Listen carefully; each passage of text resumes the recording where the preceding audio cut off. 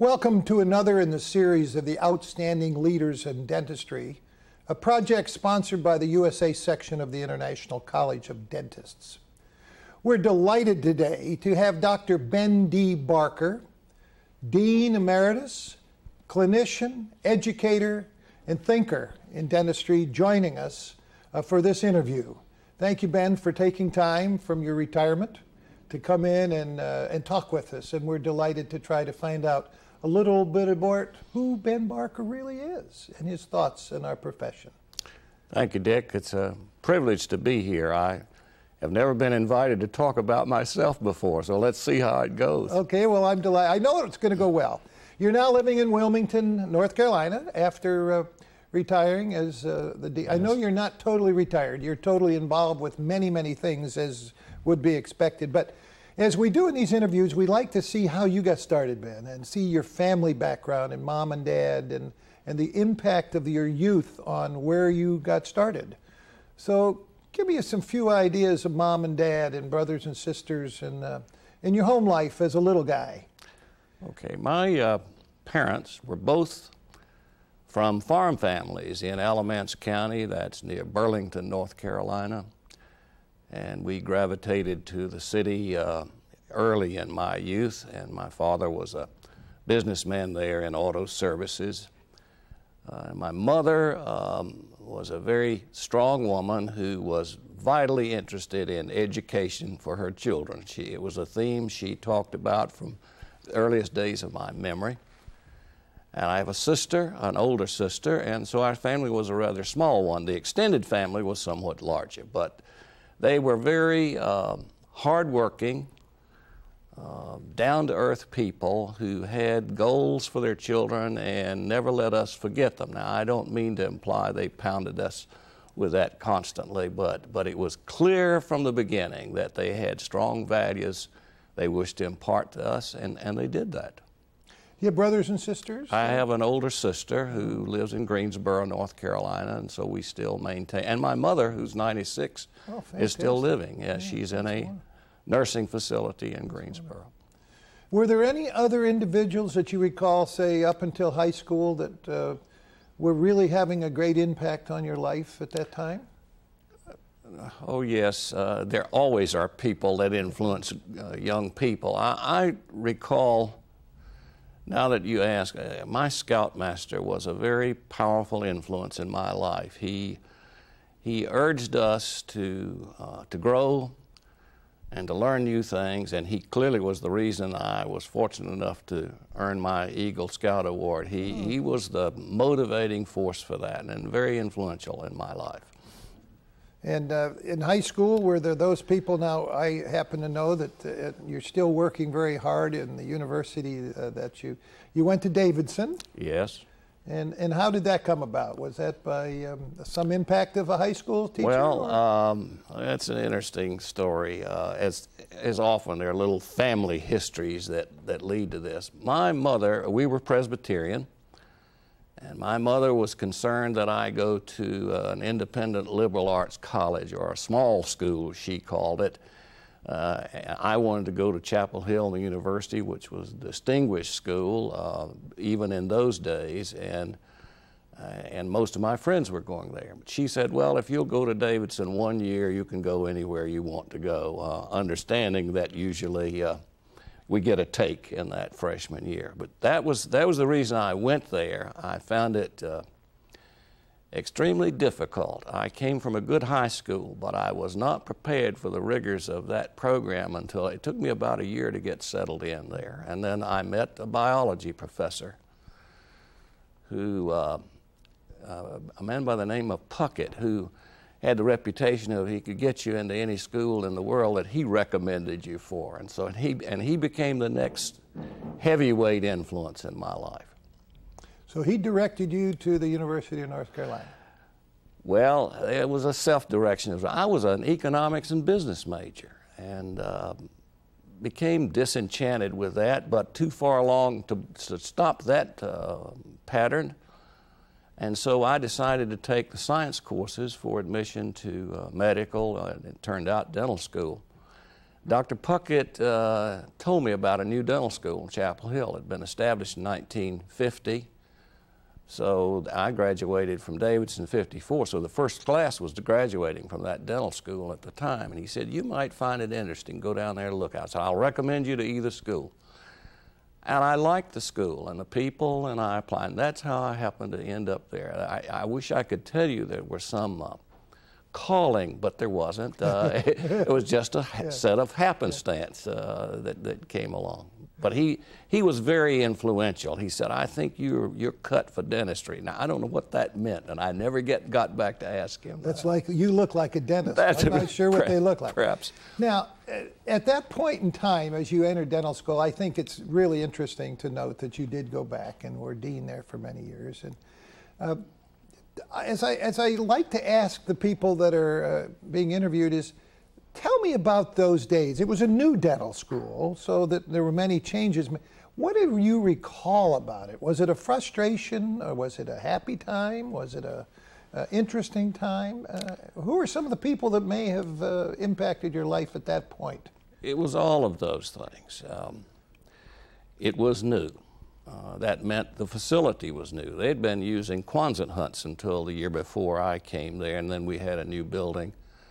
John Brower was the first dean, a magnificent, driven man who worked exceedingly hard. I remember his car was in the parking lot at 3 a.m. most mornings. Wow. And that health science center was new. We had a new hospital, a 4-year medical school, school of public health. All of these schools were sharing faculty, which was an interesting thing, much more difficult to do today. But all of my basic science teachers were teachers who taught medical students in the same classes as the dental students. And it was a really warm, inviting kind of environment in that context.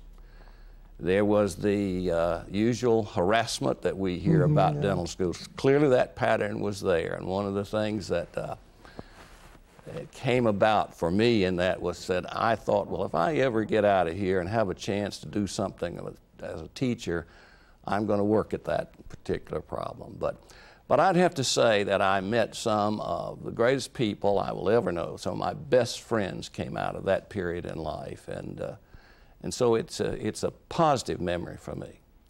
It was not easy, but not terribly difficult either. I think dentistry, for people that are comfortable in it, they don't find it the most difficult thing in the world to do in terms of study.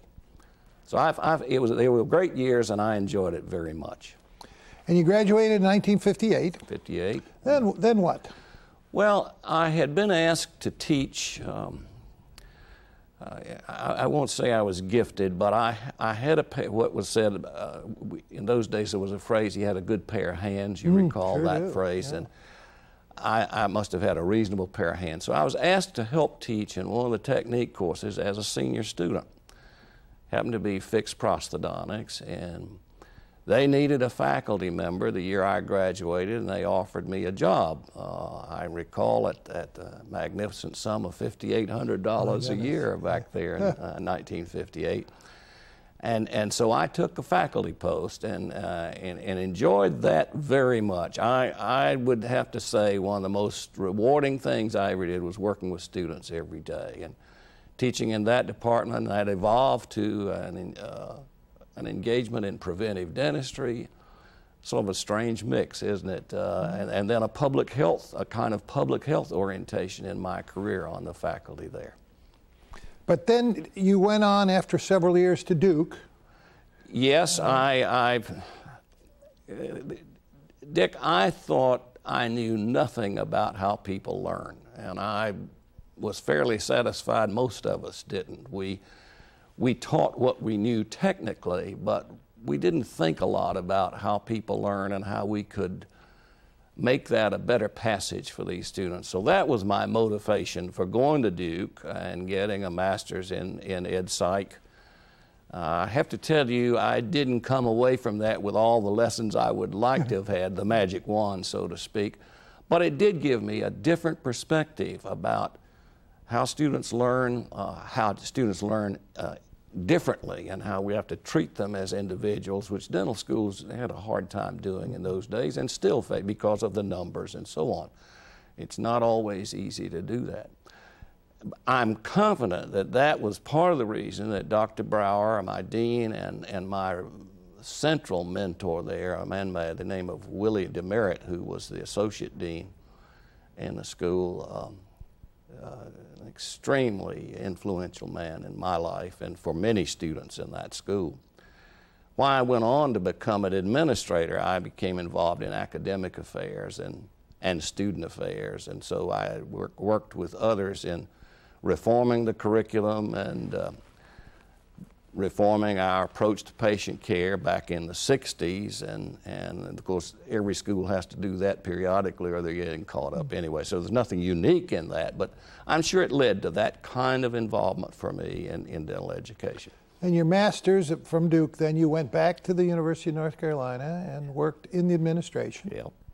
As assistant to the dean? Yes. Was that and then assistant dean and associate dean. I mean, those particular changes aren't that important, but I suppose it reflects some growth and responsibilities. Then you sort of had a little change by moving out of the University of North Carolina's academic environment. And tell us about the next couple years.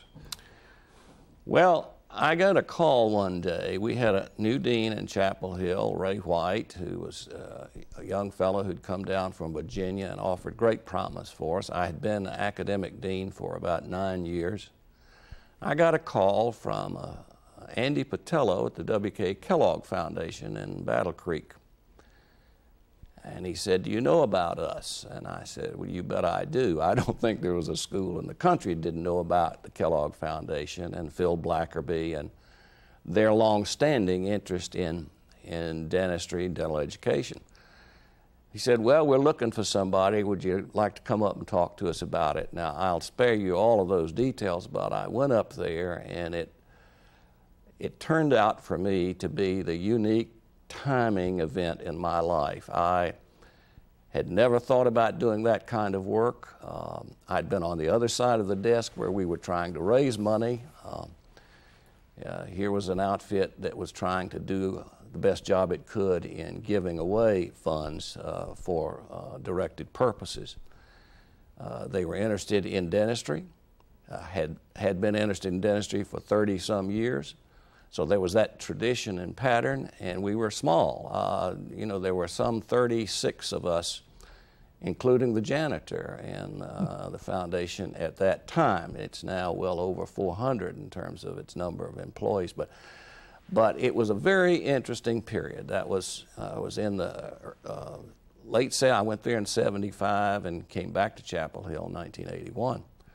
So 5 years or 6 winters, as my wife likes to say about Battle Creek, Michigan, and a fascinating experience for me. We were doing dental health policy work, and then I had an unusual opportunity there to become the first director of the Kellogg National Fellows Program, which was a program to celebrate the 25th anniversary of the 50th anniversary of the foundation. And we selected 50 fellows in mid-career people a year for a 2-year fellowship and brought much of the world beyond their world to them. The notion of that fellowship was to broaden their perspectives in preparation for leadership. And so it was an opportunity for me to meet, because of the foundation's wonderful resources and its access to people, to meet the key leadership in our nation and in the world. And we traveled with these fellows to a variety of places. So I thought they were lucky to be fellows, but nobody as lucky as I was to be directing that program. And I understand that program is still very viable. It is still going. We celebrated the 20th year of that program last year, which I think probably speaks better for it than anything. Anything sustained that long, it probably says it was a really successful program for Kellogg. So 6 winters in Battle Creek. Well, if I might add one thing about the winters, we did a lot of, we call it programming, business in South America and occasionally in the Caribbean. And I did find ways to go to South America, and when it was wintertime here, it was summertime there, and I met just a marvelous group of intelligent and committed health professionals all across Latin America. I think that's very fine use of good management skills. Yeah. Now, tell me, once you left the Kellogg, and what drew you back to Chapel Hill? Tell us a little bit about how you thought that that's where you wanted to be next. We have a myth, perhaps it's not so mythical, about Chapel Hill. There's a saying that says once you go there, you can never leave it. And if you leave it, you take it in your heart. There's a bit of truth to that. There's a charm to the place, as a village it was then. There is a greatness about the university as the nation's first public university. There's the tradition of being a Tar Heel and all of those things that go to make up good myth in our lives. Well, I never had any intention of going back. I'd had a long and happy career in dentistry there, and Chris Fordham was then the chancellor of the university, and we had been colleagues. He had been dean of the medical school. We knew each other well, and he called me after the search committee had done its thing and said, I really want you to come back and make our school #1 again. And I said, well, you know, I've got a lot of good things going here. And he knew that money wasn't the issue, but the persuasion, I think, of saying, come back and help us take this dental school to the next step that it can make in this university, to the next level of achievement that it clearly could make. And he was willing to make some heavy commitments, mostly moral commitments to me, and so it was very persuasive. It was going home. We had raised our children there. Chapel Hill is a wonderful place to live and to have a family and to be a part of that institution. So that was the draw. Well, now talk about family for a second. I know you have 3 children. Yes. And tell us about your family and what they're doing now, and if there's any uniqueness other than just the difficult job sometimes of raising children. Well, I'll tell you, that's interesting. A university community is a difficult place sometimes to raise a family, no more mine than anyone else, but that was a challenge.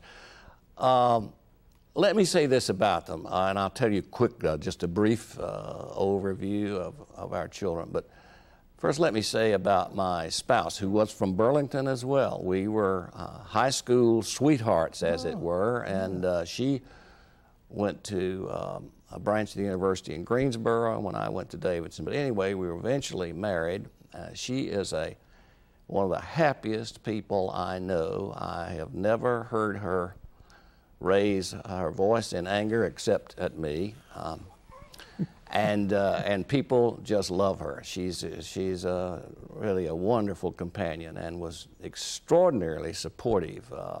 I know it's cliche to say that, but she did a lot of things she didn't have to do as Mrs. Dean and whatever over the years. So Jeanette and the 3 children, we have a son who is a chef, owner of an award-winning restaurant in Durham, North Carolina. No commercials. I won't give the name for it. Well, you can go ahead and give the name. Well, it's the Magnolia Grill, but that grill has just been designated as the best restaurant in its region by the James Beard Foundation, which is a really signal honor for him. He and his wife run that, and they have 2 children. I have a middle daughter who was a Davidson graduate and is married to a fellow she met there as a student, and they live and work in Charlotte, North Carolina. And my youngest daughter, after attending Michigan State, back to the Michigan years, became a buyer and then was married to a fellow which she met in Atlanta, who happens to also be a chef. He was with the Ritz-Carlton chain and is now with the Carolina Inn in Chapel Hill, North Carolina. 6 grandchildren. ranging from 19 to 6. So we're kind of dispersed. They are hardworking, self-sufficient people. I'm very proud of all of them. Must be pretty good reunions with two chefs in the crowd. But they're very happy to let Mom and Dad do the cooking. Well, your reputation as a chef is not a bad one, especially crab cakes. Is that your specialty? I don't know where you find out these things. Let's talk also a little bit about some of the honors you've had, and I know this is difficult, but I think it's important that I bring these up because I know you were OKU, and I know that you've been in the colleges, and I know you have an honorary degree from Mercy, is it? Yes, Detroit Mercy. Detroit Mercy. All of those things have impact of who you are and what you've contributed to our wonderful profession. Let me now turn to the areas of which I recall I was director of the Navy Dental School at the time that you were serving as on the Council of Dental Education and doing some of this work to try to make our system better.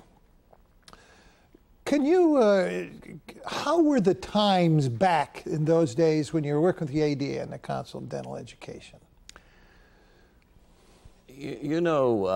Dick, everyone says, well, these are the best of times or the worst of times when they think about a particular era. But I believe it's a historical fact that dental education had undergone one of the most significant downturns in its history. It was the period, you will recall, when we had closed 6 dental schools in the nation, and there was a lot of fear and trembling.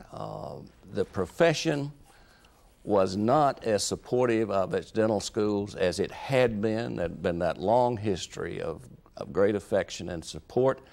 Dental schools were looked upon as producers of the competition, and there was a lot of reasons for that, a lot of really good reasons for that. We'd expanded enrollments across the nation with federal incentives to do so. And then we had, in the 80s, as you recall, a significant recession, a downturn in business. So much of dentistry is purchased out of pocket, so practitioners were feeling that. And naturally, we turn sometimes to the simple answers, and if you're a supply-sider, well, you cut off the supply and you can solve that problem. So there was a great deal of tension that came about because of that. Science had changed, molecular biology, genetics, immunology, all of these fields producing new science, and so we were struggling to cope with that. Technology changes, wonderful changes, but the ability of schools to move into that, particularly information technology, was hampered by the lack of funds. So there were economic constraints, there were public constraints, there were professional concerns. At the time I landed in Chicago, and at the same time we had persuaded the Pew Foundation to give us some funding to start a national leadership and management program in dental education. The idea was strategic planning at our dental school level. So it was my feeling, and subsequently that of the Council on Dental Education, that we really needed to think strategically about the future and to raise such questions as we'd been arguing about the dental curriculum for 50 years, since the Guys report, which was the most influential report in our history up until recently. And we'd reformed the curriculum back then, but it hadn't been changed much. So there was this notion that we've got a serious set of problems here, a set of dislocations in dental education that need to be addressed. We may end up downsized, but if we do that the right way, that's not all bad. And so we began to think about that at the council level. What is the role of the council in this, and should it not be the place where we set national priorities for education? And so we worked on that, and it was a fun time. Not everybody was happy with what we were doing. That was clear because we were thinking outside the box a good deal, and that always creates a set of a group of people who may not be unhappy, may not be happy with what you're saying. So it was sometimes a difficult sell job. Oh, absolutely, absolutely. And I would have to say that not all is, 45 of our schools stuck with us from the beginning to the end of that, and they're still doing strategic planning. Once you get into that mode, it's not easy to go back to the old university way, which was called long-range planning, and you basically said, you know, if you give us X amount more, we can do more of the good things we're doing. It's more or less redefining what business you're in and how to go about it, and how to put teams together from the management side. Leadership was key to that. Yes. And I know you've been a member of the National Academy of Sciences, and they, through the Institute of Medicine, did create a study after that, which was probably significant that you got things going, to evaluate all dental education, or all of dentistry, which had some real major impact. I have my own feelings on it. Are you pleased with dentistry's response to this whole study of the IOM? No, I was very disappointed in dentistry's response to that generally. There are exceptions always. The IOM is an independent organization. The National Academy was chartered under President Lincoln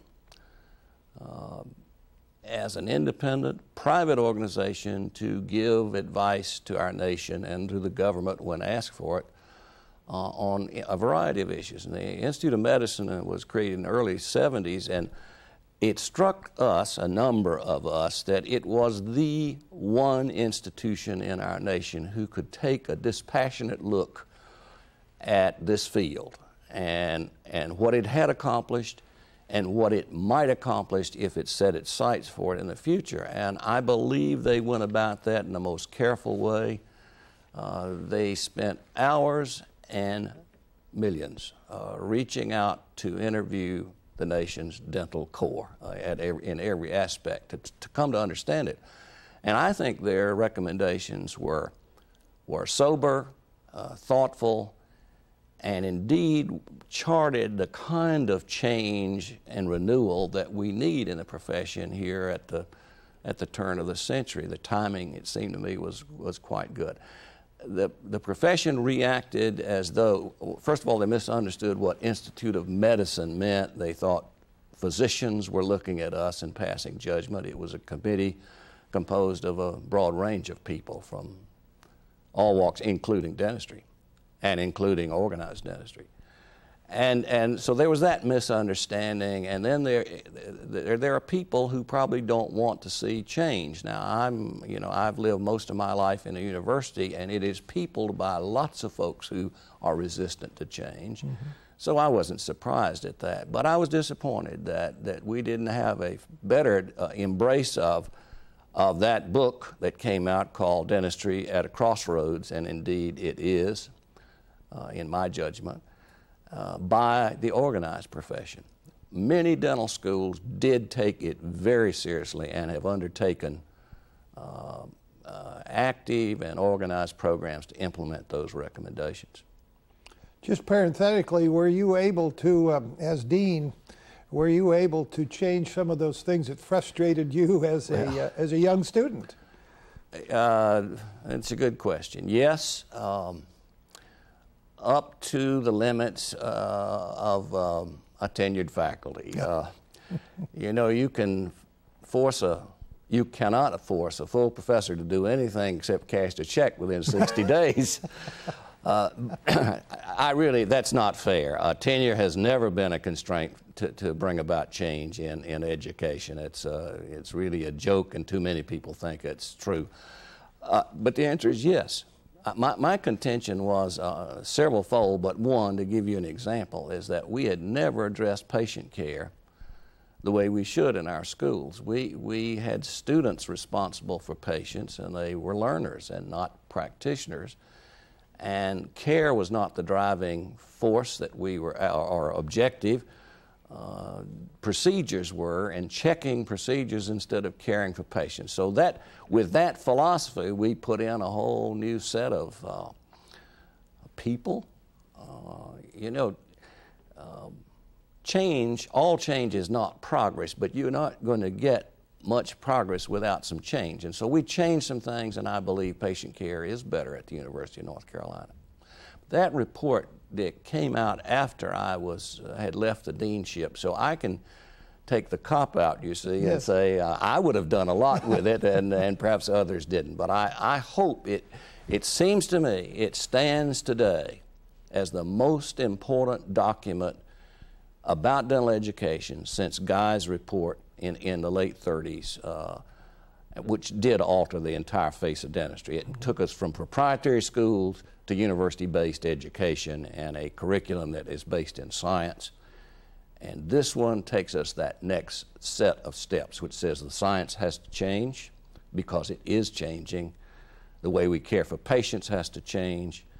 The way we train our dentists has to change. It says we all ought to have a one-year residency, postdoctoral residency, before entering general practice and so on. Well, those are not happy themes for a lot of people, faculty folks, practitioner folks, but they're the right kinds of questions, and saying the right thing about real problems is what I think we ought to be about. I totally agree, and having had a fifth year, so to speak, as an internship really did qualify me much more sufficiently to be a general practitioner than it did before. Now, the University of North Carolina does have a wonderful reputation, and it certainly is a credit to you because you were there in those changing days where it was building into an established place, from a new place to established place.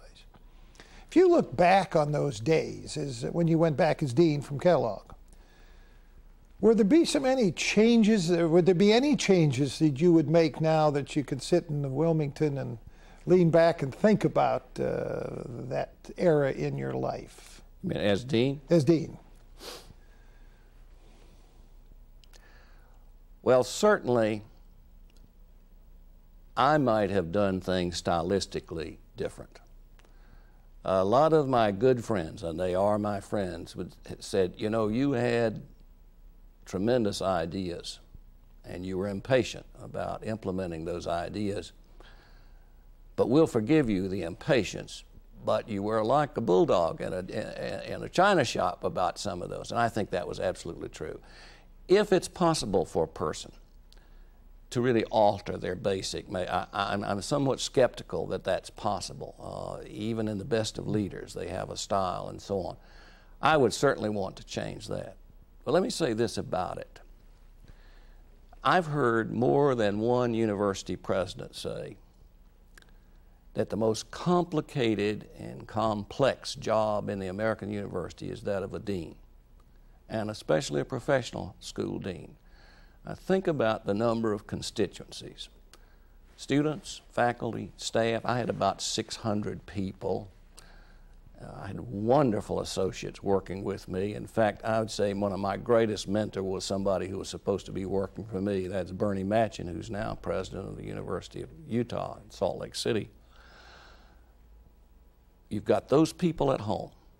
You have the organized profession to deal with. You have the practicing profession, quite different. I mean, it's a group of individuals who come to you as practitioners and want things or perceive things. You have the legislature. You have the alumni. I don't know of any post in the American university that has that many sets of external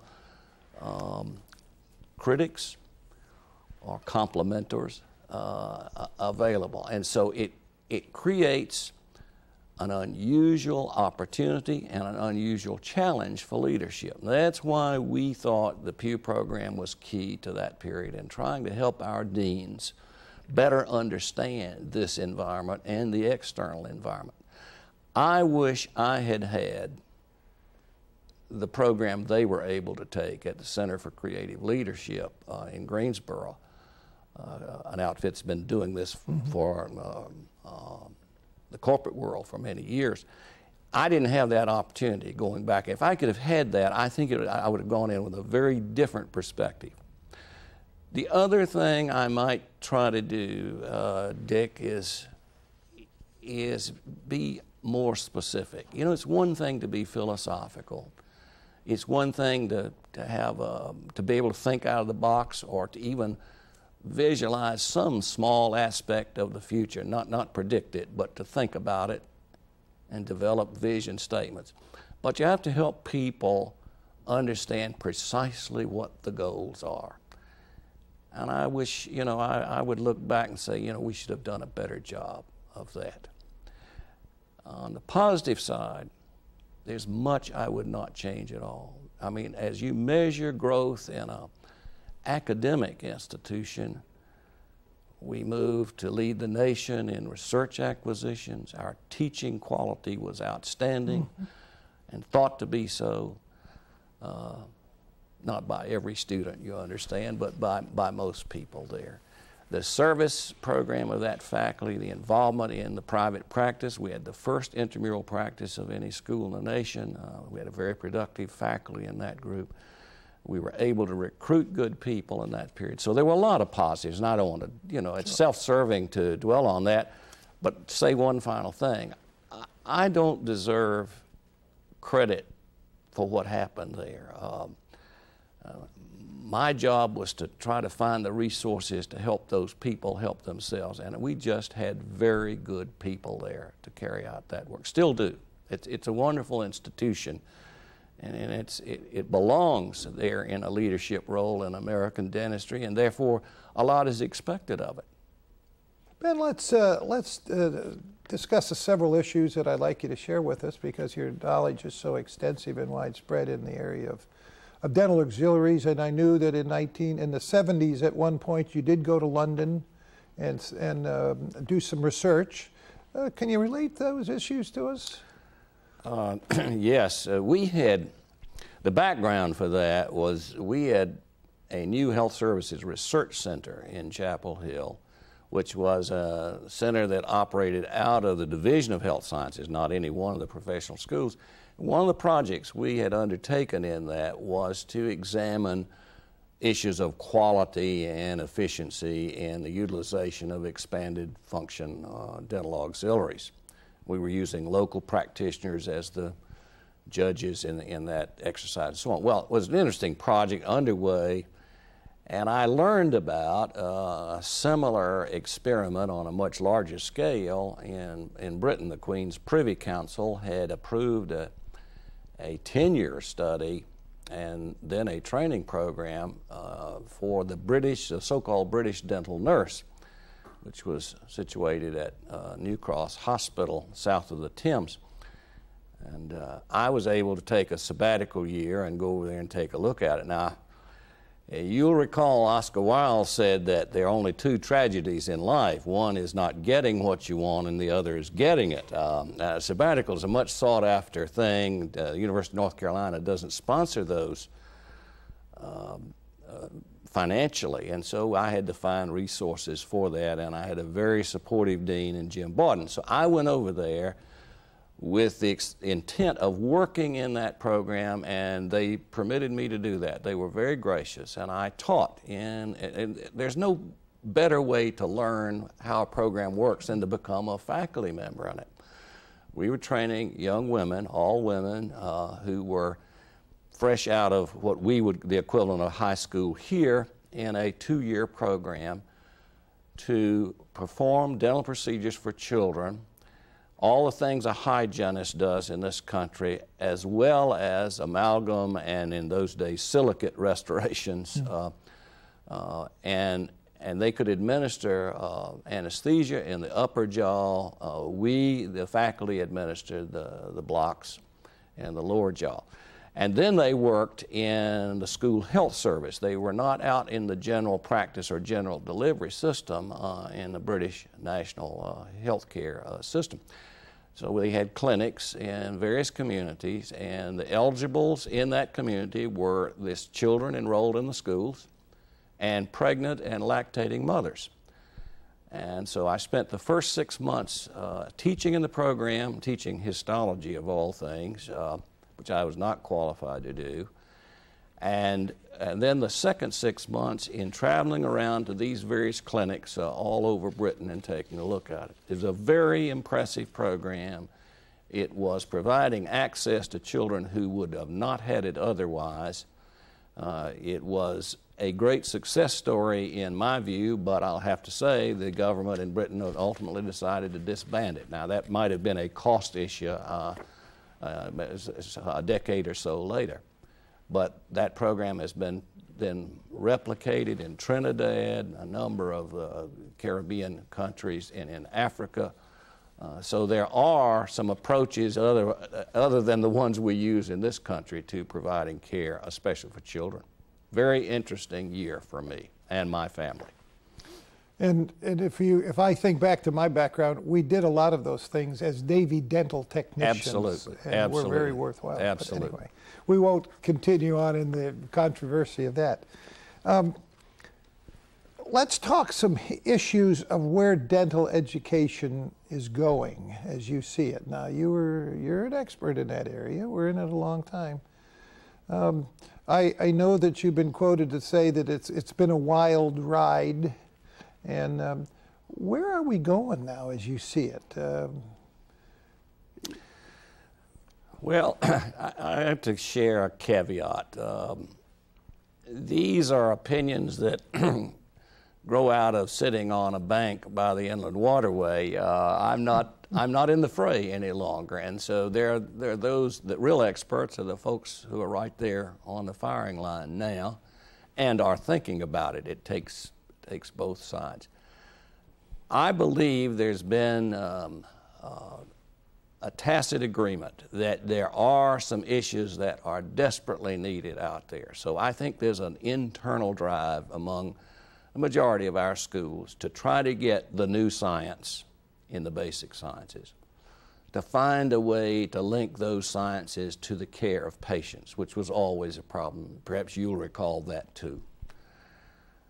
To do something about patient care, not because the faculty wants to do it or the administrators really want to do it, but because we now operate our dental schools in a very competitive marketplace, and we have to take care of people in different ways. They can't sit all day for 3 and 4 hour appointments, and we have to find ways to bridge that student learner and the need for a practitioner to step in to take better care of them.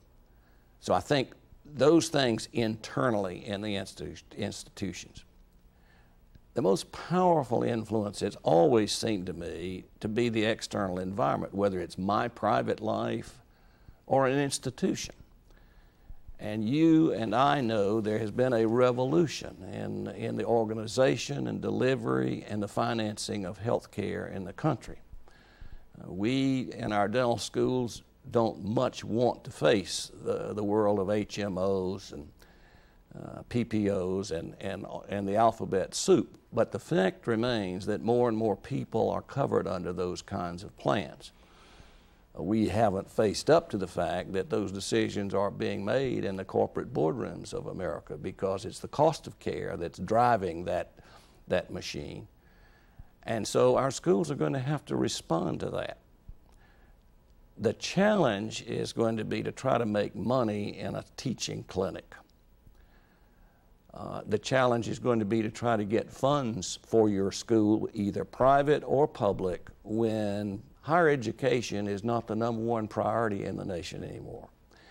2 decades ago, our aging society folks were very supportive of public education. That's no longer the case because their agenda is more in other entitlement areas. That's not to fault them, it's a shift in their priorities. So state governments, the federal government are far less interested in supporting higher education at every level, and especially in the health profession schools. In fact, there's a retrenchment in that area. There's far less support now for residency training and general practice residencies than there was. So there are these issues that confront the dental school in its need to become a new place as far as education, a new place as far as care, a new place as far as the communities in which they live, and being real players in those communities and helping out. We've got an access problem. Harlan Horner, who was Secretary of the Council on Dental Education in the 30s, wrote a paper and said, I can see nothing that needs to be done in either regulation, licensure, or practice or education as great as taking the science we now know to the people in this nation. And I would say that's probably still our challenge. We haven't figured that out. Access is a great problem for 30% of our children in America don't have access to dental care. So the dental schools can't solve that problem, but I see their future as one that's intimately linked, particularly the public schools, linked with that challenge, that they've got to find a way to get out in that community because the public will expect them to do that, and state government will expect them to do that. If that comes across as in any way an unhappy thing to do, I personally think that's the challenge that's there. We need good leadership for it. Our schools can do it. I'm optimistic about our schools. If they're managed well and they're led well and people think about the future and strategically plan for it. So that, I believe, is the agenda for them. Whether they'll go there or not, Dick, I'm hopeful they will. I believe it's the public responsibility of our schools to do that. Let me read, you've published extensively in this area. Let me read to you an article you wrote in 1993 called Healthcare Tomorrow, published in the Journal of the Academy, or the American College of Dentists, that we need to rebuild, reunite a highly balkanized profession with policies that put people at the center. Investing at the more basic aims of primary health care for all, world-class education for the future profession, and a commitment beyond the rhetoric to pull people together. That hasn't changed in your thoughts, has it? Not at all. Not at all. That is an agenda I would place on the table for organized dentistry. Now, when I say organized, I don't just mean the ADA, I mean AADS and the schools and all of our organizations to think about how we have to get together.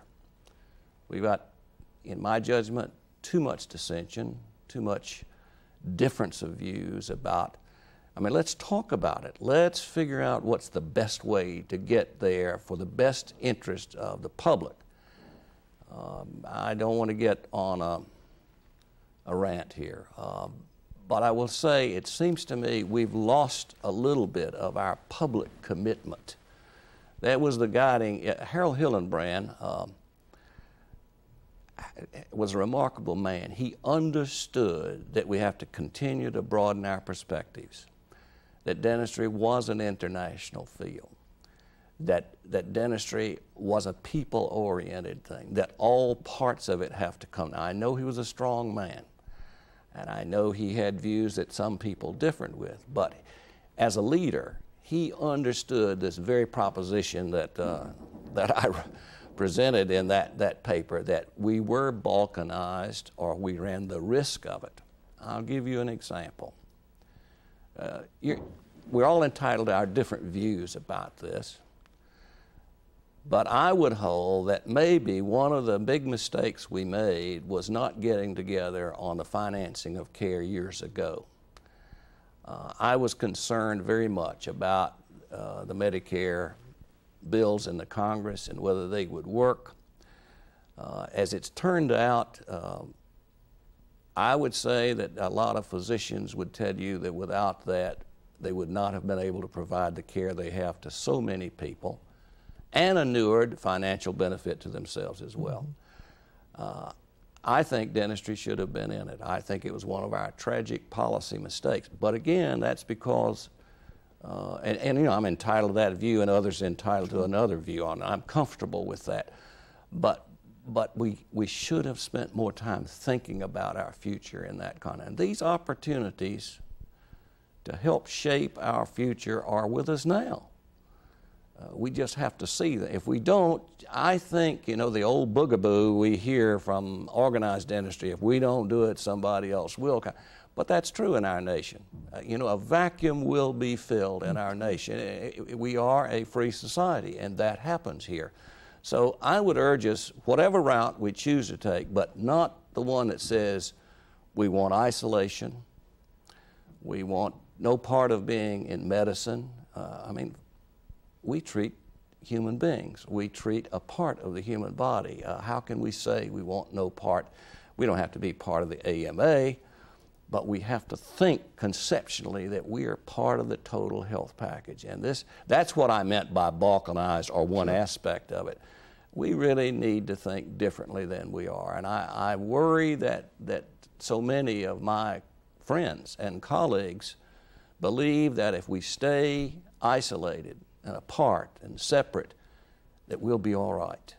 Well, I would submit we may turn out all wrong, and we may have a lot of privilege that's been ours taken from us in unusual ways. And so that's the negative side. The positive side is, let's come up with a plan that lets us come into there and into the game and play and do the best thing for the people.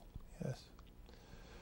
I always like to try to close one of these interviews with the idea that what do you, Ben Barker, want to be remembered for most? Now, you've had a wonderful career in education. You've had a wonderful impact on our profession, and many, many people that are in the profession now as leaders because of your leadership several years back, and still really.